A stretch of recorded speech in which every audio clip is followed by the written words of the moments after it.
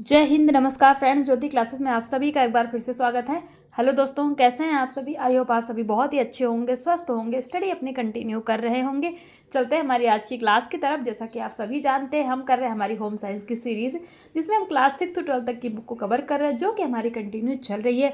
और अभी तक फ्रेंड्स मैं आपको बताना चाहूँगी कि हमारा क्लास 6 to 9 कंप्लीट हो गया। हम आ गए हमारी क्लास 10 में। आई होप आपने हमारी उन सारी ही वीडियोज़ को देख लिया होगा। नहीं देखा है तो प्लेलिस्ट में जाके वहाँ से वीडियोस को वॉच आउट करके अपने कॉन्सेप्ट आप क्लियर कर सकते हैं, क्योंकि हमने हर एक टॉपिक को बहुत ही डिटेल में पढ़ा है। और इतने डिटेल में पढ़ने का फ्रेंड्स हमारा एक ही उद्देश्य है कि एक बार आप इस सीरीज़ को देखें, ताकि होम साइंस से रिलेटेड कोई भी डाउट आपके माइंड में ना रह जाए। चाहे आप किसी भी क्लास के लर्नर्स हैं, किसी भी कॉम्पिटेटिव एग्जाम की तैयारी कर रहे हैं, या फिर किसी भी फील्ड में होम साइंस से अपना करियर देख रहे हैं, सभी के लिए ये सीरीज़ काफ़ी हेल्पफुल होने वाली है। तो प्लीज़ अगर चैनल पर नए आए हैं तो चैनल को सब्सक्राइब करके बेल आइकन अवश्य प्रेस कीजिए, ताकि आप भी हमारी सीरीज़ के साथ जुड़ सकें। और साथ ही साथ फ्रेंड्स इन वीडियो को शेयर कीजिए और अपनी राय भी हमें कमेंट करके अवश्य बताइए, चाहे वो किसी भी माध्यम से, लाइक, डिसलाइक, कमेंट, जो भी आपके समझ में आता है। बट प्लीज़ रिस्पॉन्स अवश्य किया करिए, क्योंकि आपका हर एक रिस्पॉन्स हमारे लिए बहुत ही इंपॉर्टेंट होता है। तो आप सभी से रिक्वेस्ट, आप वीडियोज़ देखते हैं, वीडियो को पूरा देखिए। आपको वीडियो अगर समझ में आती है तो आप रिस्पॉन्स भी किया करिए, जिससे मुझे भी थोड़ा सा मोटिवेशन हो, मैं भी थोड़ा मोटिवेट हूँ कि मैं आप लोगों को पढ़ा रही हूँ, तो आप लोगों को भी इस सीरीज़ से कुछ बेनिफिट मिल रहा है या नहीं। क्योंकि जब तक आप रिस्पॉन्स नहीं करेंगे, हमें क्या पता कि आपके माइंड में क्या चल रहा है ना। प्लीज़ आप समझ सकते हैं जो मैं कहना चाहती हूँ। इसीलिए जब भी वीडियोज़ आप वॉच आउट करते हैं, उसको देखिए पूरा, और देखने के बाद देन आप रिस्पॉन्स भी अवश्य किया करिए। तो ये तो हमने जान ली हमारे सीरीज़ के बारे में कुछ बातें। अब चलते देखते हैं आज की क्लास में हम करने क्या वाले हैं। आपको स्क्रीन पर दिख ही रहा होगा फ्रेंड्स। आज हम करेंगे क्लास 10 का चैप्टर 9, पर्यावरण और उसका जनजीवन पर प्रभाव। It means environment and its impact on public life. ये हम चैप्टर कंप्लीट करेंगे क्लास 10 में। और ये भी चैप्टर हमारा किसके अंतर्गत आता है? हेल्थ प्रोटेक्शन के अंतर्गत आता है। हेल्थ प्रोटेक्शन के अंतर्गत हमने क्या क्या पढ़ा, यानी कि स्वास्थ्य रक्षा में जल स्रोत तथा उसकी उपयोगिता पढ़ी, घरेलू विधियों से जल को कैसे शुद्ध किया जा सकता है, अशुद्ध जल से फैलने वाले रोग हमने पढ़े, उनके बारे में जाना, उनसे रिलेटेड कुछ क्वेश्चन आंसर्स की प्रैक्टिस की। अब हमारा जो फोर्थ टॉपिक है स्वास्थ्य रक्षा में, वो क्या है? पर्यावरण और उसका जनजीवन पर प्रभाव। It means environment and its impact on public life. I hope आपको चीज़ें क्लियर हुई होंगी कि हम कर क्या रहे हैं और इस अध्याय में हम पढ़ने क्या वाले हैं फ्रेंड्स, एक बार देख लेते हैं। पर्यावरण का अर्थ तथा परिभाषा जानेंगे, पर्यावरण के प्रकार जानेंगे, पर्यावरण का जनजीवन पर क्या प्रभाव पड़ता है, पर्यावरण प्रदूषण क्या है, वायु प्रदूषण क्या है, जल प्रदूषण क्या है, मृदा या भूमि प्रदूषण, ध्वनि प्रदूषण, पर्यावरण संरक्षण। ये सारे ही पॉइंट्स हम पर्यावरण और उसका जनजीवन पर प्रभाव, इस टॉपिक से हम, यानी कि इस अध्याय से हम कंप्लीट करने वाले हैं। आई होप आपको एक बार पूरा ओवरव्यू मिल गया होगा कि आप इस चैप्टर में पढ़ने क्या क्या वाले हैं। ये जो आप देख रहे हैं ना, ये पॉइंट्स आपको कुछ याद आ रहा है? अगर आप हमारे पुराने व्यूअर्स हैं तो आप सभी को पता होगा, ये सारे पॉइंट्स हमने क्लास 6 में भी पढ़ा है, 7th में भी पढ़ा है, बहुत ही अच्छे से पढ़ा है। बट थोड़ा सा एडवांस लेवल पे इस क्लास में पढ़ेंगे। जैसे मैंने आपको बताया कि आप 6 से लेके जो अभी तक हमने 9th में जो हमने चीज़ें पढ़ी हैं, कुछ हमने न्यू पढ़ी हैं, बट कुछ टॉपिक ऐसे हैं जो कि एज इट इज़ है। बट मैंने क्या बताया, स्टार्टिंग में हमने उसका बेसिक जाना, अब हम उसको थोड़ा सा बेसिक टू एडवांस लेवल पे जाना। जैसे जैसे हमारा अभी क्लास 10th है, अभी यही पर्यावरण और उसका प्रदूषण आप देखना हमारा 12th में भी आएगा, बट थोड़ा हम और इसको अच्छे से जानेंगे और डिटेल में पढ़ेंगे। तो यही होता है फ्रेंड्स, मैं क्या बोलती हूँ कि आप एक बार इस सीरीज को देखिए ना।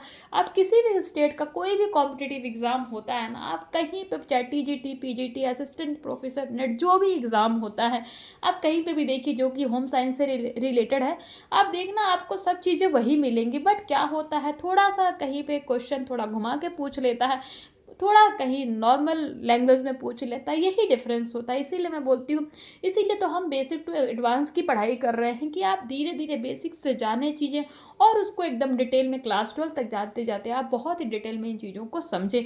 बट ये होगा कैसे? सिर्फ एक वीडियो देखने से नहीं होगा। वीडियो देखिए, उसको समझने की भी कोशिश कीजिए हैं, और क्वेश्चन जो आपको दिए जाते हैं एज अ होमवर्क के रूप में, उनको सॉल्व भी किया करिए। तो प्लीज़ आप सभी से रिक्वेस्ट है कि आप ना, जो मैं बोल रही हूँ इन पर थोड़ा सा आप गौर किया करिए, समझिए कि मैं बोल क्या रही हूँ। आप सभी को पता है कि कितना इम्पोर्टेंट है, सिर्फ सुनने से देखने से कुछ बात नहीं बनी। आप पढ़ते हैं, साथ साथ पढ़ने के साथ साथ क्वेश्चन जो आपको मिलते हैं उनको नोट डाउन कीजिए, उनको सॉल्व कीजिए। देन आप फिर वीडियो देखिए, आपको नहीं समझ में आता आप मेरे पास कमेंट कीजिए, मेरे से क्वेश्चन कीजिए, मैं आपका आंसर आपको प्रोवाइड कराऊंगी। जैसे भी मतलब आप अगर पढ़ाई सीरियस होकर कर रहे हैं तो उसको सीरियस करिए, तभी आपको इसका इम्पैक्ट आपको देखने का मिलेगा, नहीं तो इसका कोई भी इम्पैक्ट आपको देखने को नहीं मिलेगा। ये सीधी सी बात है। हमें कोई कितना भी पढ़ा दे है, कुछ भी कर ले, बट पढ़ना तो हम ही को है। जब तक हम खुद मेहनत नहीं करेंगे तो कोई भी सफलता हम नहीं प्राप्त कर सकते। ये आप सभी जानते हैं, ये सच्ची और कड़वी बात है। तो चलिए, ये तो हमने कुछ बातें कर ली, तो इन बातों का आप ध्यान रखिएगा। अब स्टार्ट करते हैं हमारा आज का चैप्टर। देखते हैं, किसी भी व्यक्ति को प्रभावित करने वाले सबसे महत्वपूर्ण कारक उसके आसपास का पर्यावरण होता है। किसी भी व्यक्ति के आसपास की सभी वस्तुएं जैसे जीव, वनस्पतियां आदि उसके पर्यावरण का निर्माण करती हैं। व्यक्ति के संपूर्ण जीवन पर पर्यावरण का व्यापक प्रभाव पड़ता है। पर्यावरण का अर्थ तथा परिभाषा देख लेते हैं। पर्यावरण शब्द हिंदी भाषा के दो शब्द परि तथा आवरण से मिलकर बना। परि शब्द का अर्थ होता है चारों ओर तथा आवरण का अर्थ होता है ढकने वाला या घेरने वाला। अर्थात पर्यावरण का शाब्दिक अर्थ हुआ चारों ओर से ढकने वाला या घेरने वाला, जिसके अंतर्गत पृथ्वी, जल, वायु, आकाश, वनस्पति व जीव जंतु आदि आते हैं। यानी कि सभी से तो हम चारों तरफ से घिरे हुए हैं ना, यही तो हमारे पर्यावरण है। अतः पर्यावरण के बारे में विभिन्न विद्वानों द्वारा विभिन्न मत दिए गए हैं जो निम्नलिखित हैं। तास्ले के अनुसार, जो विद्वान तास्ले हैं वो पर्यावरण के बारे में क्या कहते हैं देखते हैं। चारों ओर पाई जाने वाली प्रभावशाली दशाओं का वह योग जिसमें जीव रहते हैं पर्यावरण कहलाता है। तो चारों ओर पाई जाने वाली प्रभावशाली दशाओं का वह योग जिसमें जीव रहते हैं पर्यावरण कहलाता है। यह किसका मत है? ये तास्ले का मत है, यानी कि ये तास्ले की परिभाषा है। दूसरी देख लेते ए फिटिंग के अनुसार, यानी कि ए फिटिंग हमारे एक वैज्ञानिक है। इन्होंने पर्यावरण के बारे में क्या कहा है? जीव की परिस्थिति के सभी तत्व या घटक मिलकर पर्यावरण कहलाते हैं। तो जीव की परिस्थिति के सभी तत्व या घटक मिलकर पर्यावरण कहलाते हैं। ये किसका मत है? ये है ए फिटिंग का। ध्यान दीजिएगा, जब भी टीजीटी पीजीटी के क्वेश्चंस आपके सामने आते हैं ना, तो ऐसे ही आते हैं। जो परिभाषा दी गई है ना, ऐसे स्टेटमेंट बना के पूछ लिया जाता है और बोल दिया जाता है। जैसे मैंने बोला, जीव की परिस्थिति के सभी तत्व या घटक मिलकर पर्यावरण कहलाते हैं। ये किसकी परिभाषा या किसका मत है? तो आपको ऑप्शन दिया जाएगा, निकी लैंडार्सी, crow and crow, a fitting, तास्ले, ऐसे चार ऑप्शन दे दिए जाएंगे। अगर आपको पता होगा कि ये स्टेटमेंट किसने बोला है तो आप सीधा सा क्या करेंगे? ए फिटिंग लगा देंगे। आई होप आप समझ रहे होंगे मैं क्या कहना चाहती हूँ। तो ऐसे स्टेटमेंट बन के आते हैं और आपको पता ही ऑब्जेक्टिव टाइप क्वेश्चन होते हैं, आपको बताना पड़ता है। अब देखिए नेक्स्ट परिभाषा पर्यावरण के बारे में। जिन्स बर्ड के अनुसार पर्यावरण सब कुछ है जो किसी वस्तु को चारों ओर से घेरे हुए है तथा उस पर प्रत्यक्ष प्रभाव डालता है। जिन्स बर्ड कहते हैं कि पर्यावरण वह सब कुछ है जो किसी वस्तु को चारों ओर से घेरा हुआ है और उस पर प्रभाव डालता है, वही हमारा पर्यावरण है। ये किसका मत है? ये हमारे वैज्ञानिक जिन्स बर्ड का मत है। आई होप आपको अच्छे से क्लियर हो गया होगा पर्यावरण का अर्थ एवं पर्यावरण की परिभाषा। हमने 3 विद्वानों के मत देखे पर्यावरण की परिभाषा में, और इन सभी के मत में क्या क्या स्टेटमेंट कहते हैं उनके बारे में हमने जाना। अब देख लेते हैं पर्यावरण के प्रकार। पर्यावरण के व्यवस्थित अध्ययन के लिए इसका वर्गीकरण किया जाना अत्यंत आवश्यक है, क्योंकि यह एक बहुपक्षीय अवधारणा है। सामान्यतः पर्यावरण के अध्ययन के दृष्टिकोण से उसे 3 भागों में विभाजित किया गया। ध्यान दीजिएगा, पर्यावरण को कितने भागों में विभाजित किया गया है? तो 3 भागों में। नंबर 1 है प्राकृतिक या भौगोलिक पर्यावरण। देखते हैं, प्राकृतिक पर्यावरण के अंतर्गत जलवायु, मौसम, वनस्पति, पृथ्वी, वायु, पेड़ पौधे, भौगोलिक दशाओं तथा समस्त जीव जंतुओं को सम्मिलित किया जाता है। मनुष्य जीवन पर प्राकृतिक पर्यावरण का सर्वाधिक प्रभाव पड़ता है। यह पर्यावरण पूर्णतः मनुष्य के नियंत्रण में नहीं होता, क्योंकि इसका निर्माण मनुष्य द्वारा नहीं किया गया है। प्राकृतिक या भौगोलिक पर्यावरण को ही मुख्य रूप से पर्यावरण माना जाता है। तो ये तो आपने देखा प्राकृतिक या भौगोलिक पर्यावरण, ये हमने एक प्रकार देख लिया। दूसरा देखते हैं दूसरा है फ्रेंड्स हमारा सामाजिक पर्यावरण। पर्यावरण का दूसरा महत्वपूर्ण प्रकार सामाजिक पर्यावरण है। मनुष्य एक सामाजिक प्राणी है।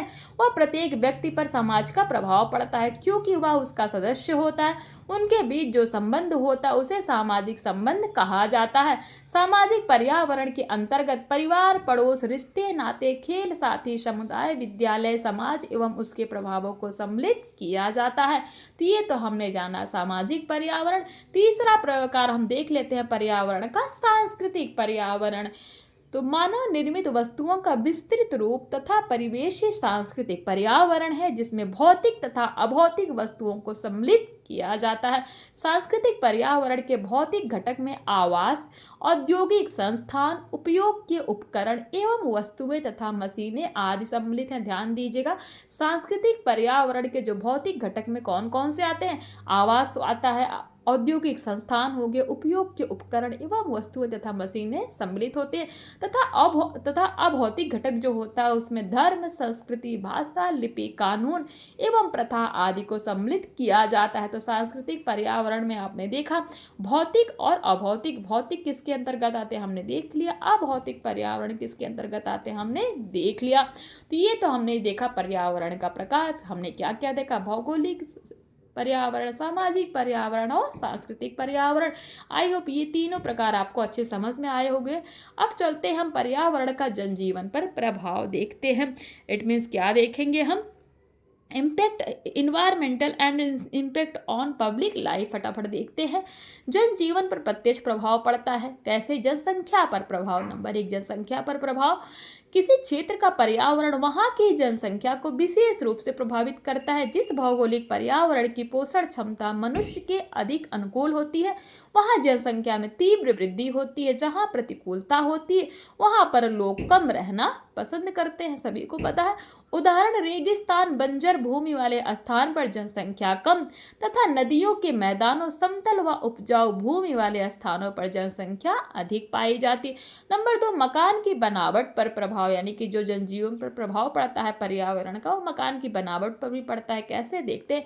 भौगोलिक पर्यावरण निवास स्थान पर भी प्रभाव डालता है। मैदानी क्षेत्र में गारा या मिट्टी सरलता से मिल जाता है अतः वहां ईंटों के मकान बनाए जाते हैं, जबकि पर्वतीय क्षेत्रों में पत्थर तथा लकड़ी के घर बनाए जाते हैं। नंबर 3, खान पान पर भी प्रभाव पड़ता है इसका। कैसे? किसी क्षेत्र का भोजन वहाँ के पर्यावरण से विशेष रूप से संबंधित होता है। क्षेत्र में जो खाद्य सामग्री उपलब्ध होती है वही उस क्षेत्र का मुख्य भोजन होता है।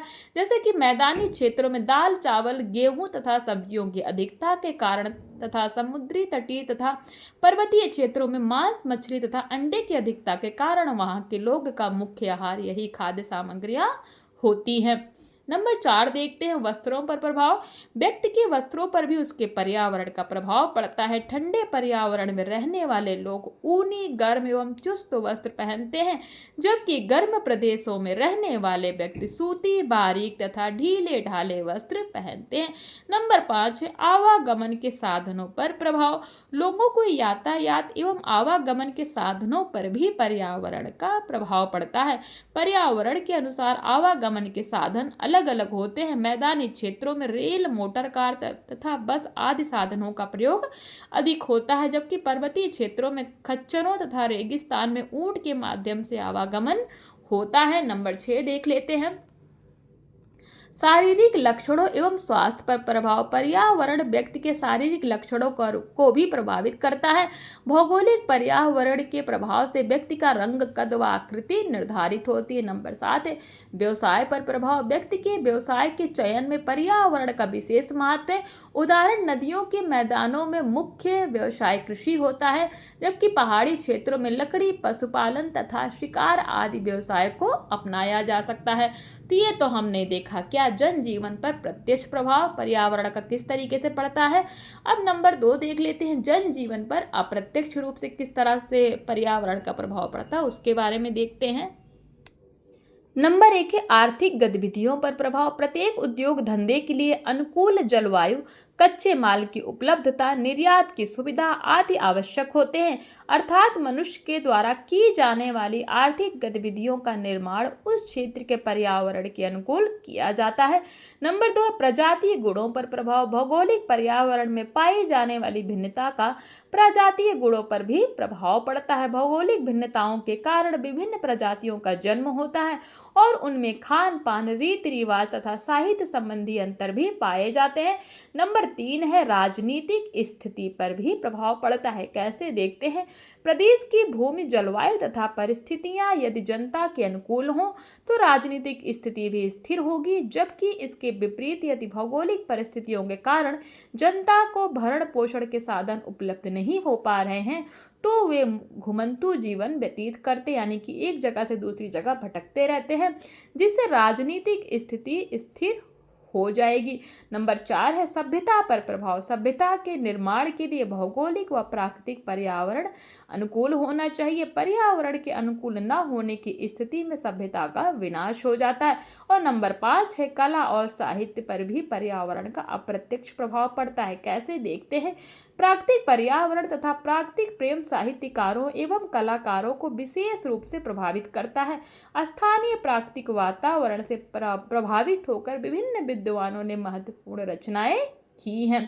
तो ये तो हमने कुछ पॉइंट्स देख लिए किसके बारे में, जनजीवन पर अप्रत्यक्ष रूप से पर्यावरण का किस प्रकार से प्रभाव पड़ता है उसके बारे में हमने देखा। हमने 2 पॉइंट देखे, जनजीवन पर पर्यावरण का प्रत्यक्ष प्रभाव किस तरह से पड़ता है और जनजीवन पर पर्यावरण का अप्रत्यक्ष प्रभाव, तो ये सब हमने देखा। आई होप जो भी हमने पढ़ा आपको समझ में आया होगा। इन्हीं से रिलेटेड कुछ क्वेश्चन है, देखिए क्वेश्चन 1 कहता है पर्यावरण को कितने भागों में विभाजित किया गया, हमने देखा था, बताइए कमेंट करके। क्वेश्चन 2 कहता है किसे मुख्य रूप से पर्यावरण माना जाता है। क्वेश्चन 3 कहता है पर्यावरण का खान पान पर प्रभाव पड़ता है, ये सत्य है अथवा असत्य है, बताइए। क्वेश्चन 4 कहता है सांस्कृतिक पर्यावरण के अभौतिक घटक में किन्हें सम्मिलित किया जाता है। हमने पढ़े ना भौतिक घटक और अभौतिक घटक, तो बताइए कोई एक तो बताइए कि सांस्कृतिक पर्यावरण के अभौतिक घटक में किसे सम्मिलित किया जा सकता है, आप बताइए। अभी हमने पढ़ा था थोड़ी देर पहले, एक कोई बता दीजिए कमेंट करके, तो मुझे लगे कि हाँ आप सीरियस होकर पढ़ रहे हैं। तो ये तो हमने जाना। अब देखते हैं हमारा नेक्स्ट टॉपिक है, नेक्स्ट पॉइंट है इसमें पर्यावरण प्रदूषण। पर्यावरण एक प्रकृति पदार्थ कारक है जिसमें विभिन्न घटक परस्पर संतुलन में होते हैं। प्राकृतिक पर्यावरण में उपस्थित विभिन्न घटकों अथवा तत्वों के संतुलन में वह बदलाव जिसका मानव जीवन पर प्रतिकूल प्रभाव पड़ता है पर्यावरण प्रदूषण कहलाता है। पर्यावरण प्रदूषण पर्यावरण के विभिन्न क्षेत्रों वायु, जल, ध्वनि, मृदा, भूमिगत स्रोत आदि को प्रभावित करता है।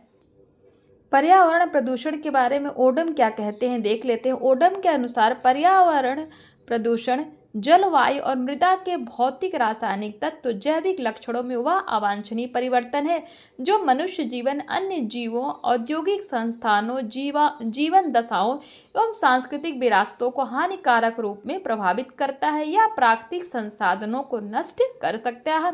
पर्यावरण प्रदूषण को सामान्य रूप से निम्नलिखित वर्गों में विभाजित किया गया है। नंबर 1 वायु प्रदूषण, नंबर 2 जल प्रदूषण, नंबर 3 ध्वनि प्रदूषण और नंबर 4 है मृदा प्रदूषण।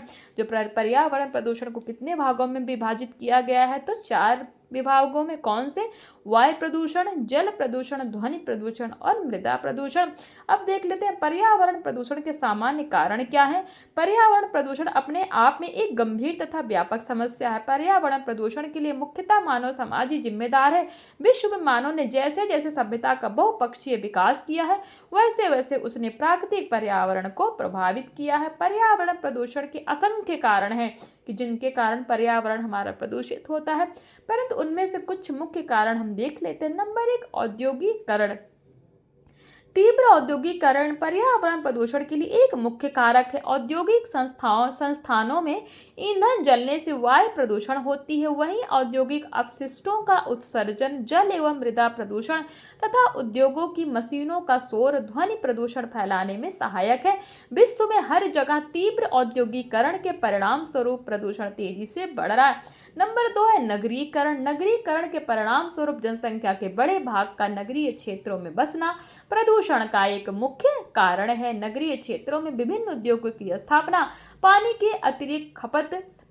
अतिरिक्त खपत, परिवहन संसाधनों के बढ़ते प्रयोग आदि ने पर्यावरण प्रदूषण बढ़ाने में महत्वपूर्ण योगदान दिया है। नंबर 3 है घरेलू जल मल का अनियमित निष्कासन।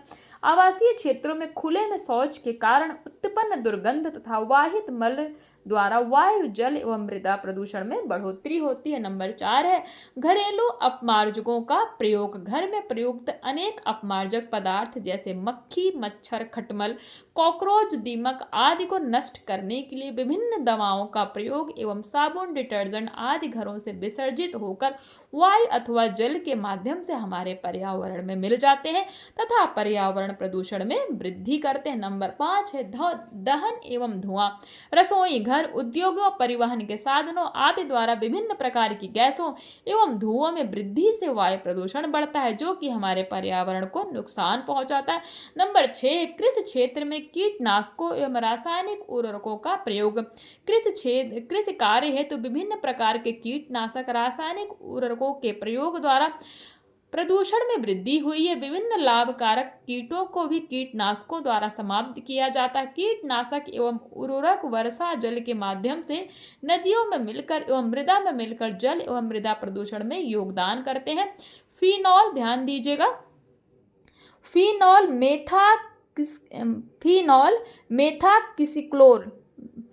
मेथाक्सिक्लोर आदि कीटनाशकों एवं उर्वरकों के प्रमुख उदाहरण है। कौन से? मेथाक्सिक्लोर, ये सारे क्या हैं? कीटनाशकों एवं उर्वरकों के प्रमुख उदाहरण है। नंबर 7 है वृक्षों की अत्यधिक कटाई, वन विनाश के परिणाम स्वरूप वायुमंडल में ऑक्सीजन की मात्रा में कमी आती है, क्योंकि वन वृक्ष ही जहरीली कार्बन डाइऑक्साइड को सोखकर एवं प्राणदायक ऑक्सीजन प्रदान करके वायुमंडल में ऑक्सीजन का संतुलन बनाए रखते हैं। अतः वन विनाश पर्यावरण प्रदूषण का एक प्रमुख कारण है। वन विनाश आप समझ सकते हैं, जो अभी देखिए पेड़ों की संख्या कितनी कम होती जा रही। लोग जो है इंडस्ट्री बनाने के लिए, घर आवास बनाने के लिए क्या करते हैं? पेड़ को काटते हैं। तो पेड़ों का विनाश यानी कि वन का विनाश। नंबर 8 है विभिन्न भौतिक सुख सुविधाओं में वृद्धि। वर्तमान समय में प्रयुक्त एसी, फ्रिज, वाटर हीटर आदि में विभिन्न प्रकार की जहरीली गैसें निकलती हैं, जिसके कारण पर्यावरण प्रदूषण में वृद्धि होती है। एसी से निकलने वाली CFC, ध्यान दीजिएगा, एसी से निकलने कौन सी गैस निकलती है? CFC, आपको पता होनी चाहिए। एसी से निकलने वाली गैस CFC गैस है, इसका प्रमुख उदाहरण है। नंबर 9 है परिवहन के साधन। वर्तमान समय में परिवहन के साधनों जैसे कार, ट्रक, मोटरसाइकिल, हवाई जहाज, पानी के जहाज आदि में अप्रत्याशित वृद्धि हुई है। इन साधनों में पेट्रोल तथा डीजल के दहन से विभिन्न जहरीली गैसें जैसे कार्बन डाइऑक्साइड, मीथेन आदि निकलती हैं तथा इनके चलने से एवं हॉर्न से उत्पन्न शोर से क्रमशः वायु एवं ध्वनि प्रदूषण बढ़ता है। नंबर 10 है रेडियोधर्मी पदार्थों द्वारा प्रदूषण। परमाणु ऊर्जा, परमाणु परीक्षणों आदि से वातावरण में रेडियोधर्मी पदार्थों का समावेश होता है, जो कि पर्यावरण प्रदूषण का एक प्रमुख कारक है। इस कारक का पर्यावरण के जीव जंतुओं तथा वनस्पति पर विशेष प्रभाव पड़ता है। नंबर 11 है जल स्रोतों में कूड़ा करकट तथा मृत शरीर बहाना, यानी कि जहां से हमें जल की प्राप्ति होती है उसमें कूड़ा करकट तथा समूह को बहाना। नगरीय एवं ग्रामीण क्षेत्रों में कूड़े के विसर्जन की समस्या के चलते कूड़ा करकट तथा प्राणियों के मृत शरीरों को जल में बहा दिया जाता है, जिससे जल प्रदूषण के साथ साथ वायु प्रदूषण भी बढ़ता है। तो ये तो हमने कुछ पॉइंट्स देखे फ्रेंड्स, किसके बारे में? पर्यावरण प्रदूषण के सामान्य कारण, इसके बारे में हमने जाना। अब ये हमारा नेक्स्ट पॉइंट है जो हम इसमें कवर करेंगे, पर्यावरण प्रदूषण की रोकथाम नियंत्रण के सामान्य उपाय। इसको हम कवर करेंगे फ्रेंड्स हमारे इस टॉपिक को हमारी नेक्स्ट क्लास में। आई होप जहाँ तक अभी हमने इसको कवर किया, हमने पढ़ा है पर्यावरण के बारे में, आपको चीज़ें समझ में आई होंगी, कॉन्सेप्ट अच्छा लगा होगा। मैंने अपनी पूरी कोशिश की है कि आपको हर एक चीज़ अच्छे से समझाने की। फिर भी कुछ रह गया होगा तो प्लीज़ कमेंट के माध्यम से आप हमसे पूछ सकते हैं, हम आपके क्वेश्चन का आंसर देने का पूरा प्रयास करेंगे। तो आज की क्लास यहीं तक। मिलते हैं हमारी नेक्स्ट क्लास में। तब तक के लिए जय हिंद, नमस्कार। हंसते रहिए, मुस्कुराते रहिए, एक दूसरे की हेल्प करते रहिए। और हाँ फ्रेंड्स, अगर क्लास थोड़ी सी भी अच्छी लग रही हो, सीरीज समझ में आ रही हो, तो प्लीज़ चैनल को सब्सक्राइब करके बेल आइकन अवश्य प्रेस करके जाइए, ताकि आप भी हमारी सीरीज़ के साथ जुड़ के इस सीरीज़ का लाभ उठा सकें। धन्यवाद।